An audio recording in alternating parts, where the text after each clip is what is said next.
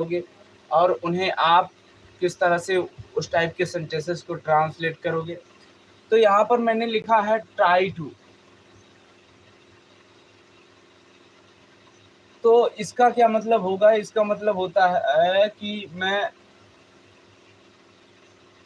करता हूँ। क्या करता हूँ? करता हूँ। इसका जो है मीनिंग ये है, इसका मीनिंग करता हूँ। अब इसके लिए कुछ एग्जाम्पल देखेंगे, किस तरह के सेंटेंसेस हैं ना, किस तरह के सेंटेंसेस ट्राई टू का यूज करके बनाओगे। तो जैसे कि मैं लिखने का प्रयास करता हूँ, मैं लिखने का प्रयास करता हूँ। सॉरी, यहाँ पे मैंने मीनिंग में लिखा करता हूँ, प्रयास नहीं लिखा, प्रयास करता हूँ। मीनिंग में क्या होगा? प्रयास करता हूँ। ठीक है, मैं लिखने का प्रयास करता हूँ, ये सेंटेंस है हमारा। इस सेंटेंस को आप किस तरह से बनाएंगे, किस तरह से बोलेंगे? सबसे पहले आपको सब्जेक्ट यूज करना होता है, तो आई यूज करेंगे, फिर उसके बाद ट्राई टू यूज करेंगे। क्या यूज करेंगे? I try to write. किसका प्रयास करता हूँ? लिखने का ना, तो आई ट्राई टू राइट, यानी लिखने का प्रयास करता हूँ। I try to write. So अब आप देखें अगला एक, वो सुनने का प्रयास करता है। तो वहां पे आपको जब सिंगुलर, ये तो प्लूरल सब्जेक्ट के साथ यूज होता है। किसके साथ? प्लूरल सब्जेक्ट के साथ।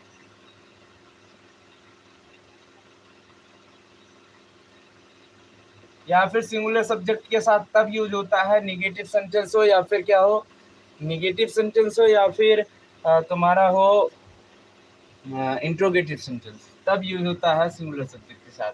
अगर सिंगुलर सब्जेक्ट के साथ देखें, सिंगुलर सब्जेक्ट के साथ देखें तो हम क्या यूज करेंगे? तब हम यूज करेंगे हम ट्राइज टू। ट्राइज टू ना,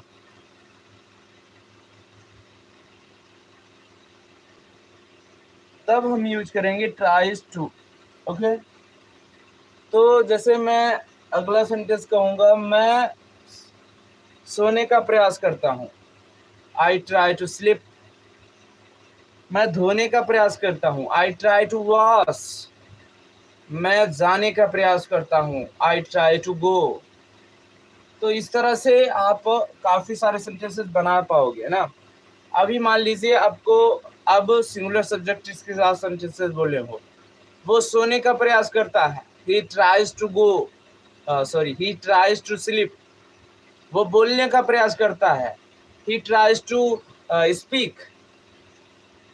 तो इस तरह के सेंटेंसेस आप ट्राई टू का यूज करके बना सकते हो। ट्राई टू इस तरह से लिखा गया है। तो इसके बाद जो वो मान लीजिए जो आपका जुड़ने वाला है, वर्ब जुड़ने वाली है, वो क्या होगी?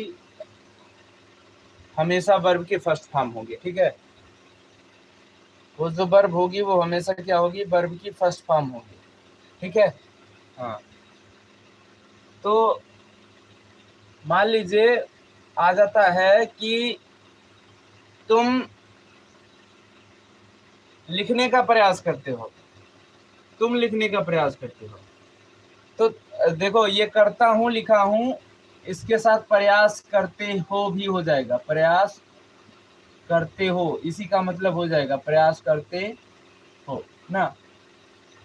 तो ये भी बनाना है, तुम प्रयास करते हो, you try to, you try to write, you try to speak, you try to sleep, you try to go, you try to walk ना, you try to convince. So इस तरह के मेनी सेंटेंसेस आप बना सकते हैं। हाँ,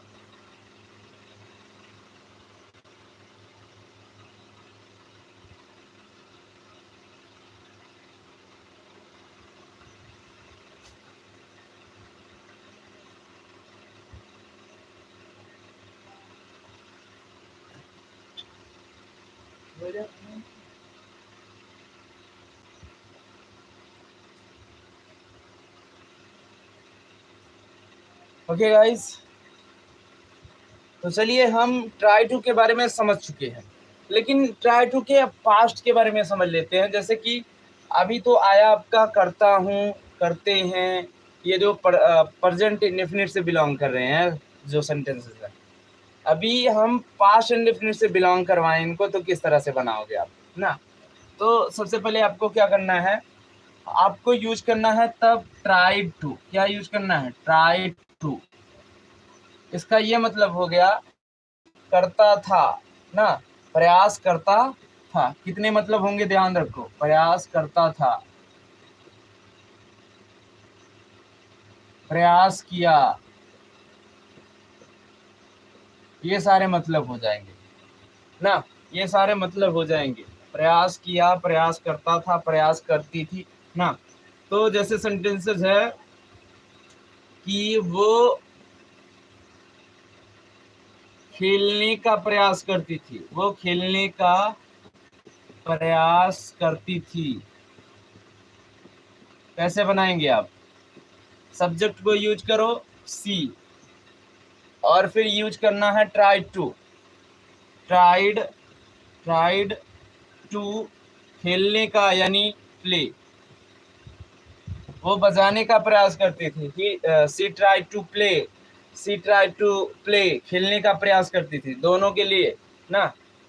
एंड वो चलने का प्रयास करती थी, तो क्या होगा? He she tried to walk, she tried to walk and she tried to convince.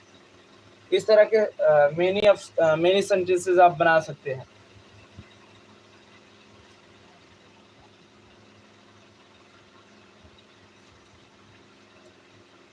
कोई क्वेरी हो तो पूछ लीजिएगा जरूर, ठीक है। अभी इसी तरह के काफी सेंटेंसेस बनवाऊंगा, तो लास्ट तक बने रहिएगा। चलिए एक बताइए, जल्दी से कमेंट करके बताइए। वो बोलने का प्रयास करती है, वो बोलने का प्रयास करती है, इसे बनाइए।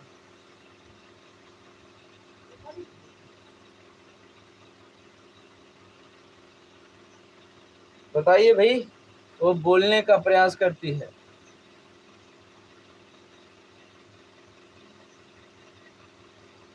जो भी आया है यहाँ पे वो लाइव को शेयर कर देगा,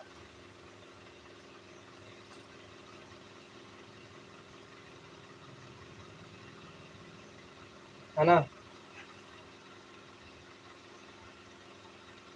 वो बोलने का प्रयास करती है, तो क्या करेंगे आप? सी ट्राइज टू स्पीक। वो गाने का प्रयास करती है, सी ट्राइज टू सिंग ना, सी ट्राइज टू सिंग। उसने सोचने का प्रयास किया, उसने सोचने का प्रयास किया, तो ही ट्राई टू थिंक।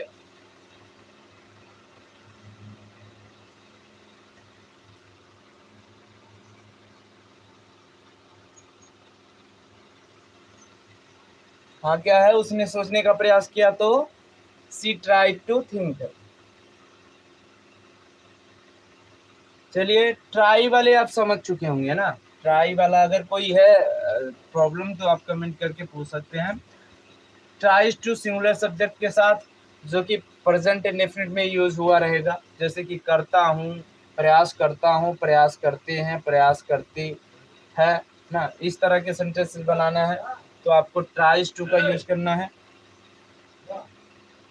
और आपको अगर प्रयास करता था, प्रयास किया, इस तरह के सेंटेंसेस बनाने हैं, तो आपको ट्राई टू का यूज करना है, ट्राई टू का, ठीक है। चलिए अब हम अगले सेंटेंस पर आते हैं। अगले वर्ब प्लस टू के लिए यूज करते हैं, तो वो क्या है? ध्यान दीजिए।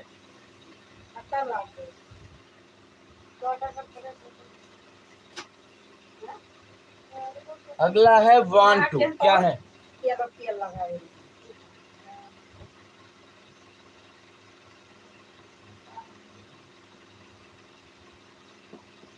वांट टू क्या है? वांट टू, वांट टू का क्या मतलब होगा? चाहता हूँ, चाहते हैं, चाहते हैं, ये want to का यूज है, चाहता हूँ, चाहते हैं, ये है ना। अगर हम करें सिंगुलर सब्जेक्ट के साथ, ये तो प्लूरल सब्जेक्ट के साथ होगा, प्लूरल सब्जेक्ट के साथ। सिंगुलर सब्जेक्ट के साथ क्या होगा? सिंगुलर सब्जेक्ट के साथ वांट्स टू होगा, वांट्स टू, ठीक है। वांट्स टू यानी चाहता है, चाहती है, चाहता है, चाहती है, ये होगा आपका, ठीक है।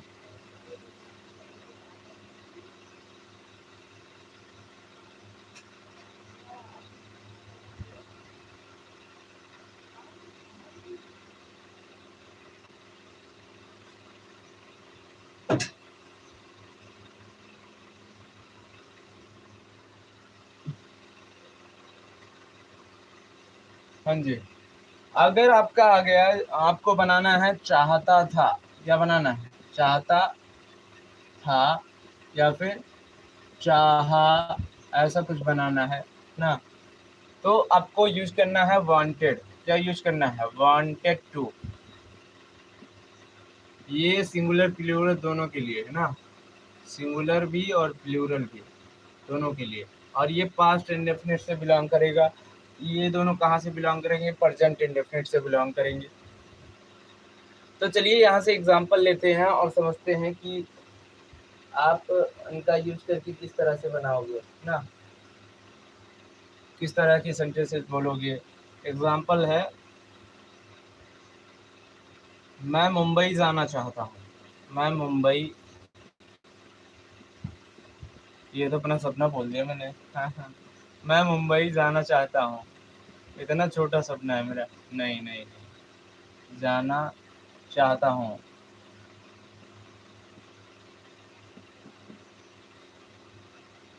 तो मैं मुंबई जाना चाहता हूँ, सबसे पहले सब्जेक्ट यूज करना होता है, सभी जानते हो ना। अब इसके साथ आपको चाहता हूँ तो वांट टू यूज करना है, तो क्या करेंगे? I want to go, I want to go, जाना के लिए आपने यूज किया, ये इन्फिनेटिव बन गया। इन्फिनेटिव का जो अर्थ है वो ना, नी, ने में ही निकलता है, तो यहाँ जाना देखो ना में निकला है ना। तो ये आई वॉन्ट टू गो, कहाँ जाना चाहता हूँ? Go to Mumbai, I want to go to Mumbai.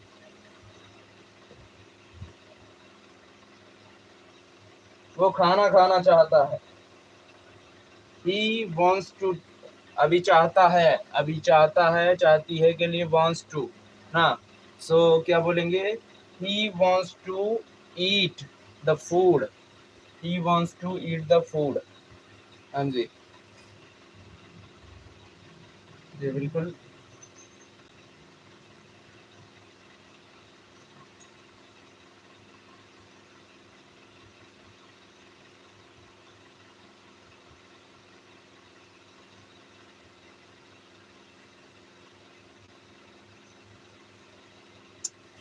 चलिए अगला बताइए आपसे।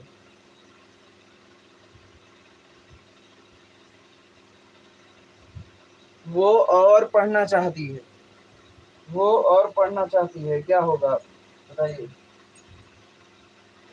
वो और पढ़ना चाहती है, सी वॉन्ट्स टू रीड मोर, यानी वो और पढ़ना चाहती है ना।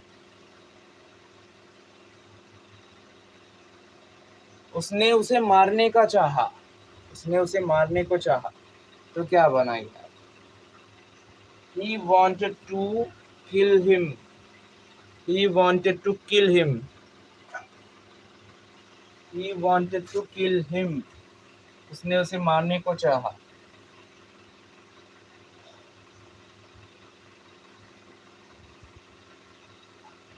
वो उसे छोड़ देना चाहता है, वो उसे छोड़ देना चाहता है।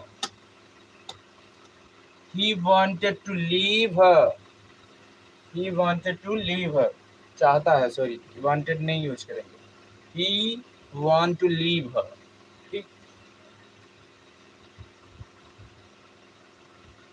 अभी इसका एक कंबाइन फॉर्म बताऊं मैं, वाना, आपने सुना होगा वाना, आई वाना गो, आई वाना लुक, आई वाना सिंग, आई वाना वॉच, आई वाना, इस तरह के ये कंबाइन फॉर्म होता है वाना जो होता है। ये वांटेड भी आपको साथ में ले जाएगा, वांट भी ले जाएगा ना। तो अगर मैं कहूँ आई वाना गो टू मुंबई, तो मैं मुंबई जाना चाहता हूँ, इसका ये मतलब हुआ ना। अब इस तरह के ये जो फॉर्म है इनको आप समझ गए होंगे। कुछ और सेंटेंसेस बोलूं, आप बताएंगे? और बताइए कि आप कहाँ से हैं, कहाँ से जुड़े हैं ना लाइव सेशन में। चले जाते हो झट से यार।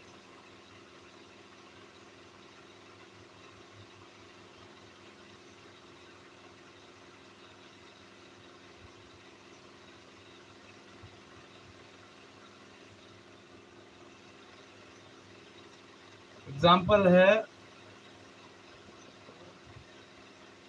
लोग तुम्हें सुनना चाहते हैं, लोग तुम्हें सुनना चाहते हैं, सुनना चाहते हैं। चलो बताओ क्या होगा। People want to listen you, people want to listen to you. Okay, लोग तुम्हें सुनना चाहते हैं, लोग यानी पीपल, और चाहते हैं यानी वांट टू, सुनना यानी लिसन, और तुम्हें यानी to you. People want to listen you ना, people want to listen to you. तो ये बन गया तुम्हारा, people want to listen to you. People तुम्हें अप्रिसिएट करना चाहते हैं, तो क्या करोगे? People want to appreciate you, people want to appreciate you.